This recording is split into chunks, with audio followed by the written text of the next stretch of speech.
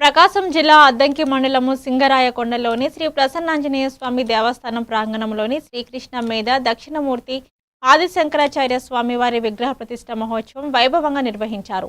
వేద పండితుల మంత్రోచ్చారణల మధ్య ప్రత్యేక హోమాలు పూజల అనంతరం విగ్రహాలకు ప్రతిష్ఠించగా భారీ సంఖ్యలో భక్తులు పాల్గొని దర్శించుకున్నారు. ఈ సందర్భంగా నిత్య అన్నదాన సత్ర ఆధ్వర్యంలోని అన్నదాన కార్యక్రమం నిర్వహించారు.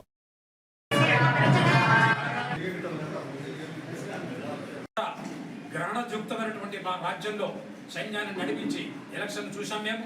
అందువలనే దాన్ని కొంచెం చేంజ్ చేస్తూ పవిత్రాణాయ సాధూనాం వినాశాయ దుష్కృతాం ధర్మ సంస్థాపనార్థాయ సంభవామి క్షణే క్షణే అన్న రకంగా మార్చాను.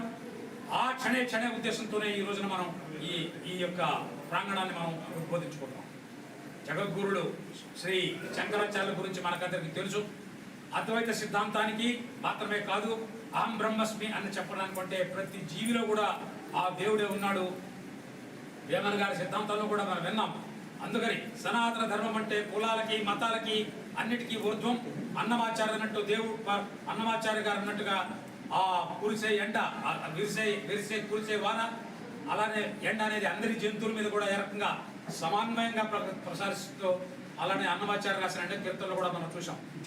ఈ యొక్క సనాతన ధర్మ ప్రాంగణం అనేది ధర్మోపకరణ ప్రాంగణం అనేది రాబోయే రోజుల్లో ఇక్కడ ఏర్పడినటువంటి కొన్ని సిద్ధాంతాలను కూడా సరిచేసి రాబోయే రోజుల్లో సనాతన ధర్మంలో అనుయాయులందరూ ఒక్కరే, మానవుడు ఒక్కడే, మానవుడు